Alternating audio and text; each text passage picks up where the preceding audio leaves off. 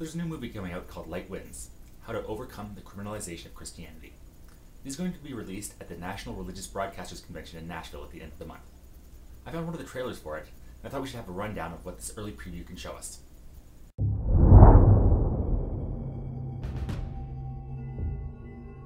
People of California, having voted on this twice, the consent of the governed has been lost.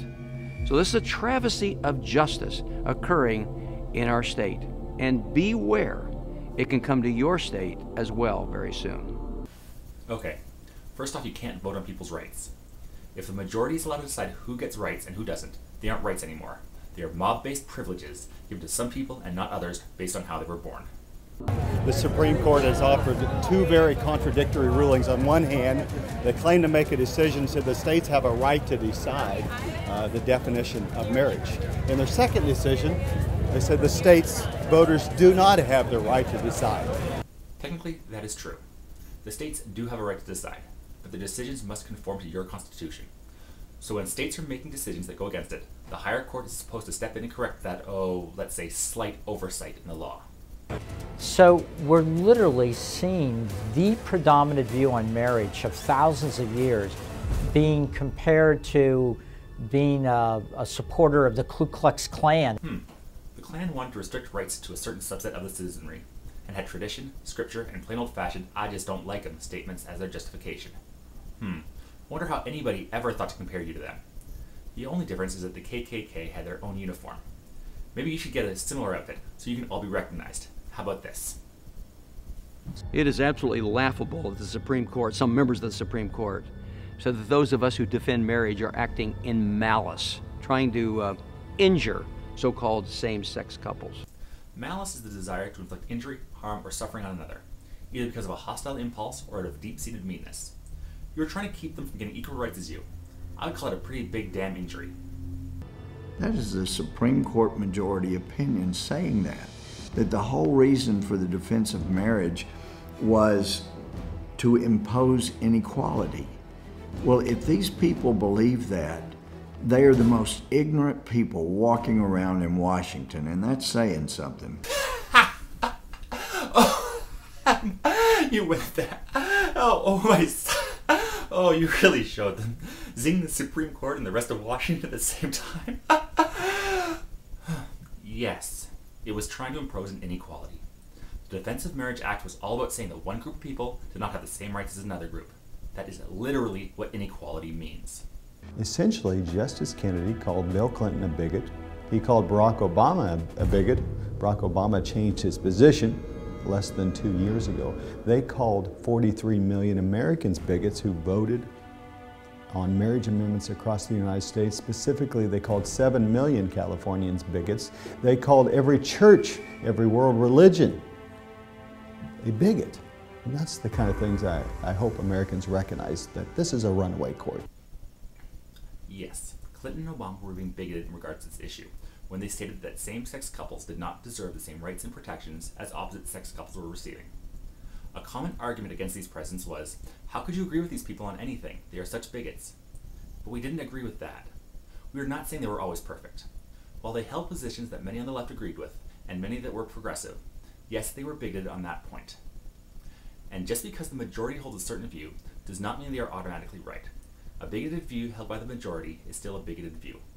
As the majority opinion said, they have a new perspective that's more brilliant than anything nature could ever come up with, because, you know, they're the new Holy Quintet. We know more than the Holy Trinity, we know more than nature itself, and we're redesigning things.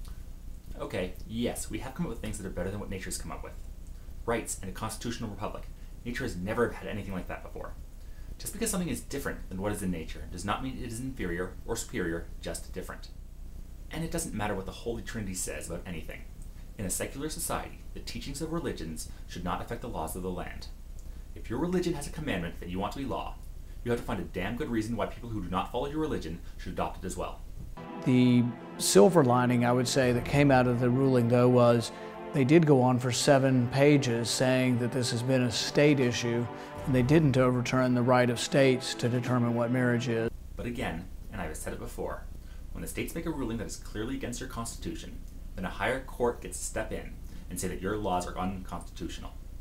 I tell you, we better make every effort to pay attention to who we vote for president, because these Supreme Court justices are now feeling unbridled power, and if indeed they are the ones that say what the Constitution says and what the law is, and sometimes we've just sort of accepted that as a societal given, and it's fundamentally untrue, but if we conclude that as a society, it will become virtually true, so that that's how we act and move forward as a society.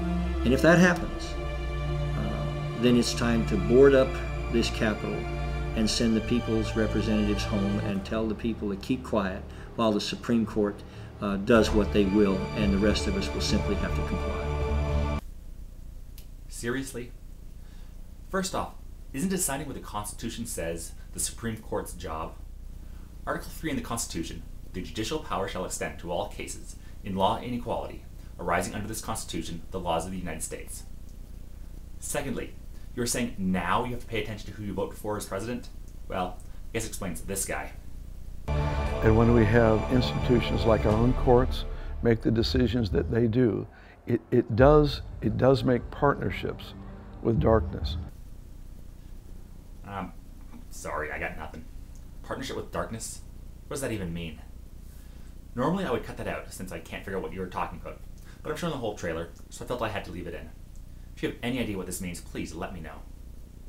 The mocking spirit that was there that day. There was an individual that was a drag queen dressed in a rainbow tutu and sort of a Halloween demon headband. The homosexual community has kept those types of people under wraps because they wanted to appear buttoned down and typical.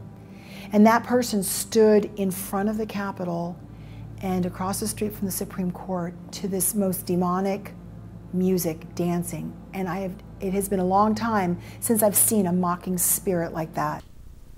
Okay, when I heard this one, I figured it was an exaggeration, but I had to find out for sure. I came across this, and wow. If nothing else, I will give props to this person. That is incredibly brave. Anyway, Andrea, yes, a mocking spirit will be there. You people are acting like a self-righteous pricks. You are going to get mocked. And guess what? Yeah, they were wearing a rainbow tutu and plastic devil horns. So what? I'm no lawyer, but I don't think there's any kind of dress code for protests. There is no power in human existence beyond perseverance that's greater than perseverance. And you know, when the Roe versus Wade decision came down, one of the things that's interesting about that is you can go look at all the newspaper articles that were out and the things that people on the other side were saying, on the pro-abortion side were saying, well, at least this puts the abortion issue to rest once and for all. The Supreme Court has established this right. So yeah, these kind of kooky religious fanatics out here that are opposing abortion legalization, they'll go away. They'll raise a dust up for a little bit, but they'll go away. Well, 40 years later, we're still here. And not only are we here, but we're winning, and we're winning to the point that even our enemies now are coming out and saying, we're losing to these people. They're beating us. And so that's the power of persistence. Exactly. And that's why blacks lost the vote in the late 1960s, and women lost in the late 1920s. But yeah, the fact is that once it is understood that certain people get equal rights, it is very difficult to strip them of those rights. But you know, you're allowed to keep fighting even after the courts say you are wrong. The impotent rage is nothing if not entertaining. As we're told in Hebrews 12, verse 1, we must run with perseverance the race that has been marked out for us. We can't talk about what, Aunt so-and-so did, or Grandma so-and-so, or my mom or my dad.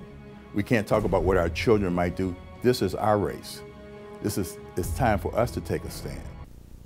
Yeah, you're right. And again, this is why previous generations are still fighting to strip rights from women and minorities, and why the next generation is going to look back with equal parts embarrassment and shame of your party's actions.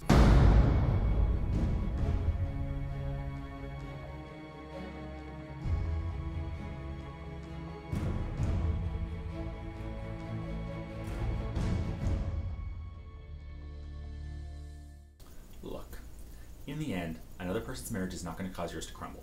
And refusing somebody's business based on their orientation puts you in the same category as those who posted no Irish notices in their windows when they did not want to serve certain members of the community. Your actions paint you as small-minded, bigoted, and are going to be regulated to the laughingstocks of history.